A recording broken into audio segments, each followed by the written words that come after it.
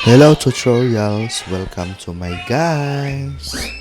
So okay guys, bago ko umpisahan yung tutorials, yung mga file asset na gagamitin ay nasa baba yung link. So download nyo lang yan guys and gamitin nyo yung files. Okay. At yung plugins guys na Element 3D and Trapcode Particular, search nyo lang sa YouTube, Element 3D pre-downloads and Trapcode Particular pre-downloads. So nandun na lahat sa YouTube guys.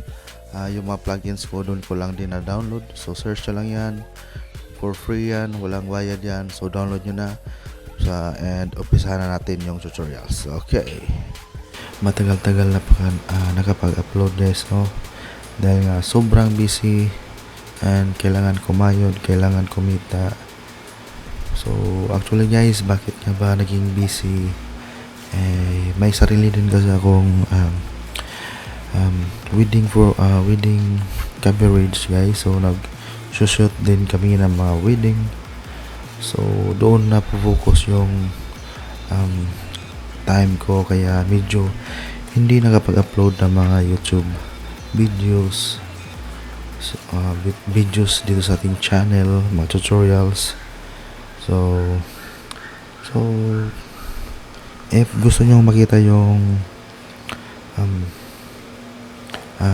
gawa mga wedding highlights na ginawa namin, so click nyo lang sa baba yung link guys, and like yung page, share yung mga wedding highlights namin. So dahil nga ngayon ay quarantine, so wala tayong ginagawa, dito lang tayo sa bahay. So gawa lang tayo ulit ng tutorials.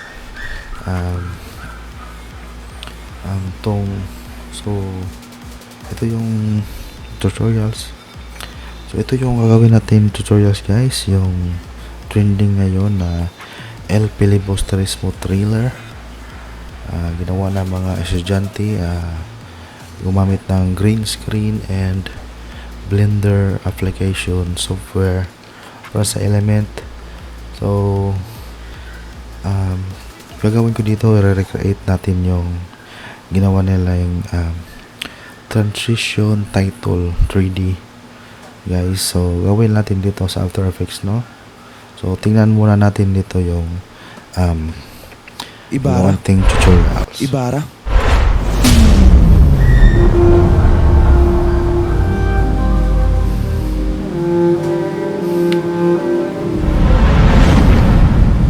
Ibarra. So okay, so yun yung tutorials na gagawin natin. Itong intro, itong title ng El Filibusterismo. So okay, let's get started guys. So bago yan, subscribe muna kayo and like, share, and hit that notification button guys. Baga sisikapin ko na makapag-upload ng maraming tutorials. Okay, so let's get started. So natin gagawin guys, punta tayo sa composition, new, and new composition natin yan. So okay, so ako guys, may ginawa na akong logo ko sa Photoshop. Simple lang, text lang and line. Okay, so kung may ginawa na kayong logo guys, dapat naka PNG siya, yung walang transparent ang background, no? And dapat dapat white colors yung color niya para mas madali i-trace. Okay, so ito na yung logo natin guys, no? Punta lang kayo sa layer and auto trace. So and dito naka-alpha yan, so gawin yung luminance, click OK. So gagawa yan yan ang mga kanya-kanyang layer, yung mga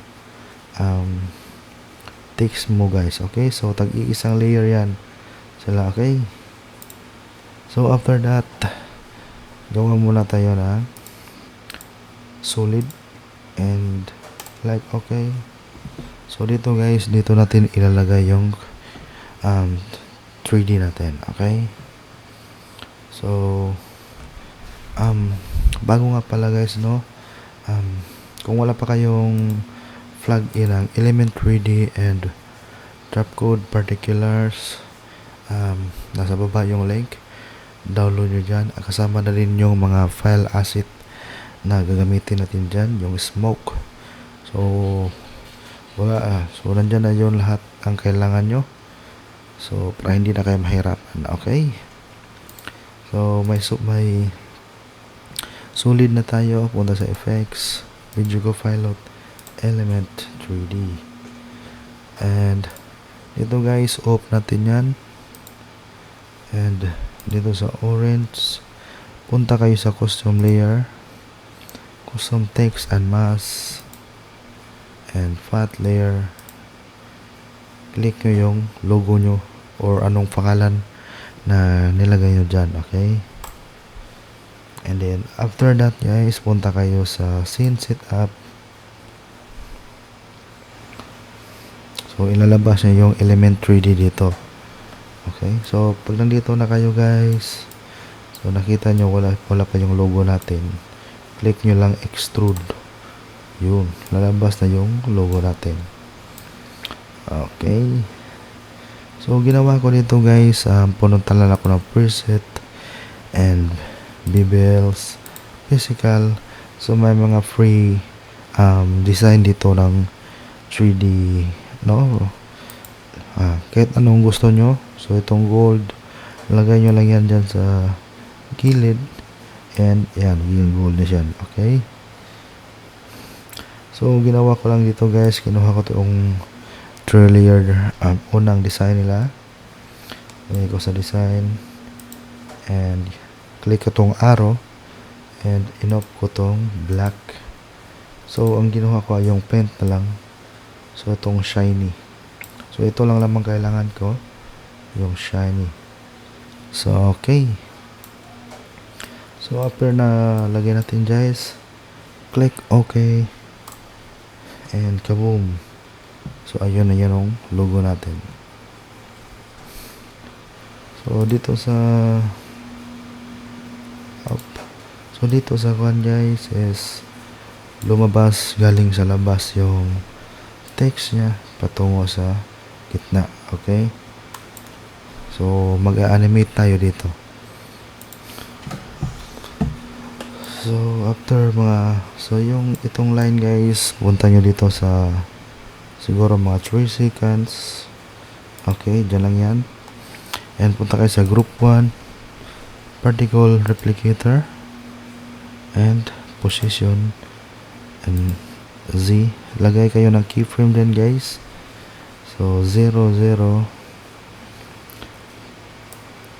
And punta kayo dito sa particle locks and multi objects. Click that guys, enable, and lalabas to. So okay, dito guys, lagyan lang natin ng keyframe lahat, pati na yung displays. Okay, and scatter. So if nalagyan na natin yung mga keyframe guys, balik tayo sa 0 seconds. So 1 seconds. So dito lagyan lang natin ng konting anong tawag dyan, seconds. So wag lang sa pinakahuli, no, ang pinakauna. So balik kayo sa pinakauna. So makita nyo guys, wala pa yung animation yun dahil ang nilagay natin keyframe ay 00 lang. Pero pag ginalaw natin yan, magkakaroon nga siya ng animation. Okay, so yan, so nasa inyo na yan guys, no. So rotate ng konti siguro. Sa akin okay na yan guys. And displacement, palayuan ng konti.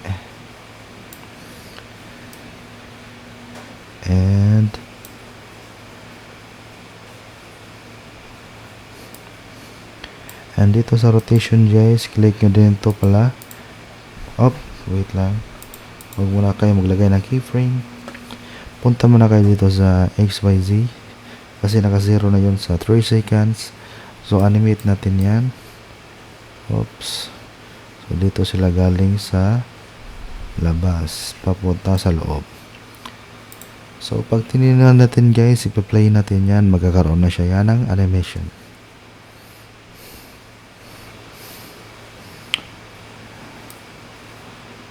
User. So okay, so yun yung animation natin guys, no? Pero may kulang nga dahil wala tayong rotation. So balik muna tayo sa 3 seconds guys. Balik muna tayo sa 3 seconds and lagay tayo ng keyframe dyan. And balik ulit dito sa 0 seconds.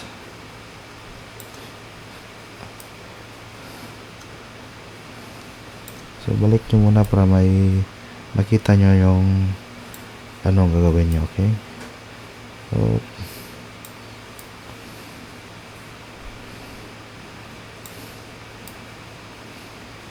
So ito yung paikotin ko. And labas natin dyan. So pag-play natin yan. So okay. Siguro displace lang natin konti yung line dito guys, no? Dahil medyo madikit lang siya.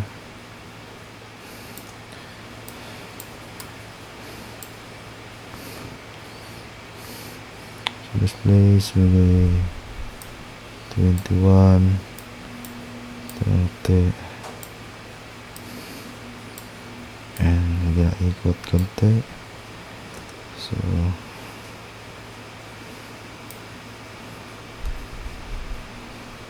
alright, so far so good. Ito na yung ito yung 3D animation natin guys, no? So pag tinignan natin yan dito, Ibarra.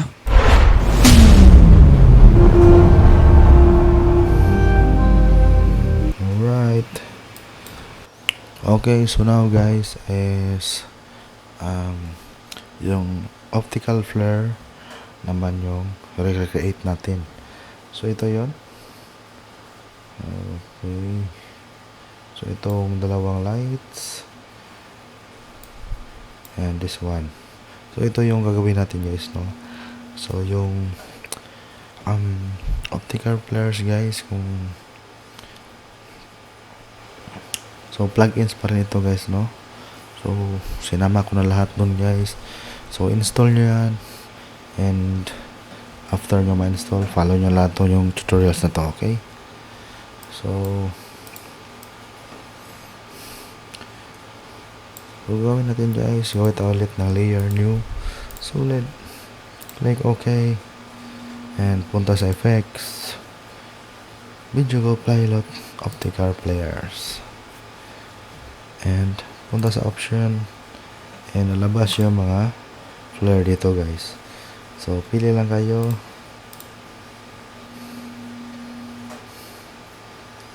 So medyo hanapin natin yung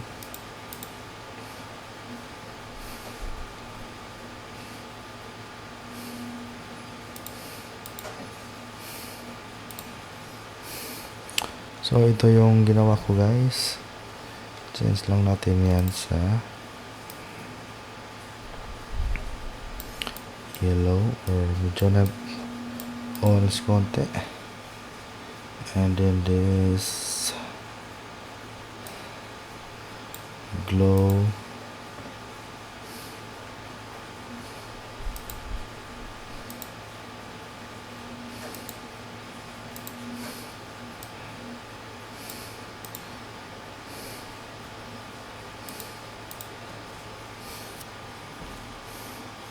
so ito na lang siguro guys, no? Dahil medyo orange doon yung ginaya natin, so ganyan natin yung medyo may pagka yellow orange din, okay? So click nyo yan. So free na yan guys sa optical flares. So okay, click okay. So ito yung control Z lang. So ito yung flare natin guys, unang flare. So punta lang kayo dito sa mode. Yung normal, gawin natin yung screen. So ayun. So pag tinignan natin guys, so yung malaking flare yung unang kukunin natin. So dito nang galing papunta sa ibabaw, papunta siya dito sa line. Okay? So bali pag bating niya sa line guys, ay nawala yung flare yellow niya. So lagay natin yan dyan.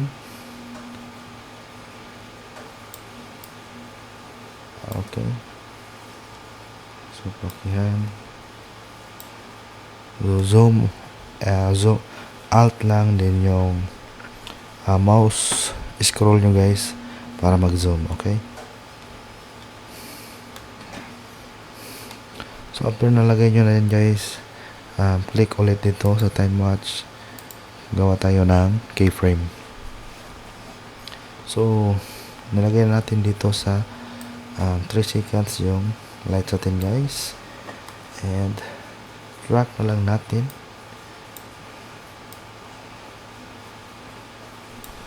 Konti yung line kasi nga galing siya dyan.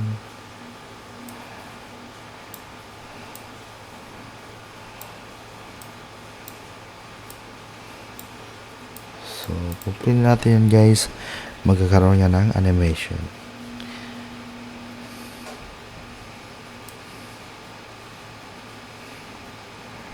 Okay, so ito yung unang flare natin guys, no?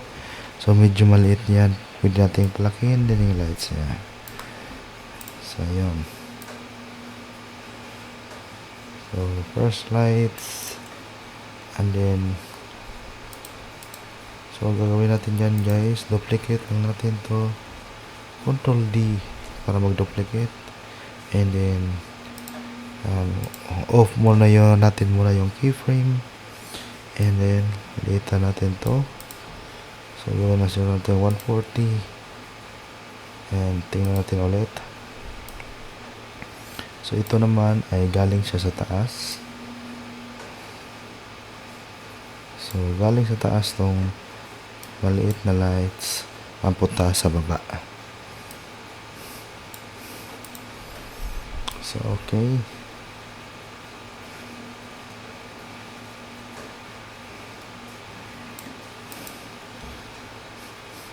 So gagawin natin guys, animate natin ulit to. So hold this.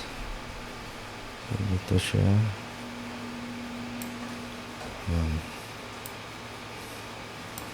So click the keyframe ulit guys para magkuha ng animation. So make sure na dito kayo sa 3 seconds nag-click ng animation, and then track natin ulit yung line. So gawa lang ng animation yan. Okay.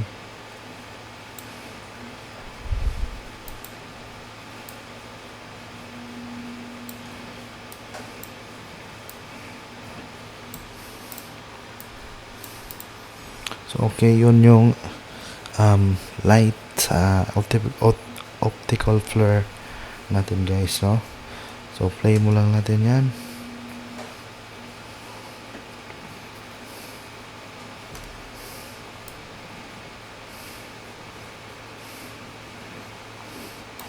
So ayun guys, nagkakaroon na siya ng animation.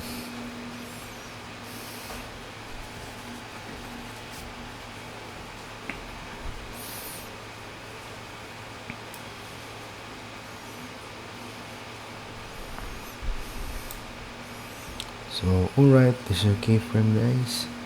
And sa huli, itong blow na lens blur, okay? So, dito guys, lumabas yung blow. Dito siya lumabas. Up. So, dito natin ilagay yung blue. So, gagawin natin guys, punta kayo ulit sa layer, new, solid, click OK. Punta ulit sa pwede nyo pangalanan to guys para hindi kayo malito, no? Okay, so ito rename nyo logo 3D. This one first lens flare, second flare, and ito yung blue flare natin. So, okay, so punta ulit ka effects, video copilot, optical flare, and gawin natin yung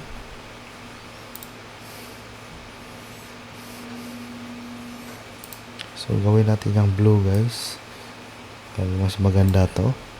Click OK, and gawin ulit screen yan guys. Then so ulitin lang natin konti yung lights nya. So dito siya lumabas. So animate muna natin konti yung brightness nya. So keyframe yan guys, and pag-abot pagdating ng dito out, balik muna tayo. So gawin natin yung 0, put keyframe, and punta sa unahan ng konti, labas natin to 100. So after that guys, animate, keyframe ulit yung position and center. Okay, and then animate natin yan patungo doon sa medyo maporma na yung logo natin. So patungo siya dito.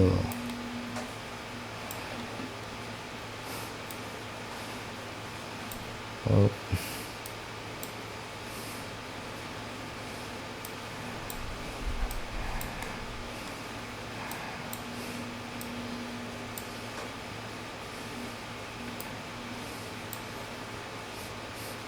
Okay, so para magmabilis lang yung edit nyo guys, dito yung full, gawin nyo lang yung quarter.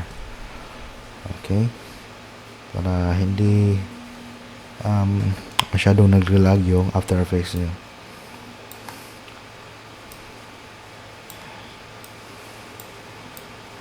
So okay, so far so good guys. Ito na yung optical flare natin gamit ang plugins ng optical flare ng Video Copilot.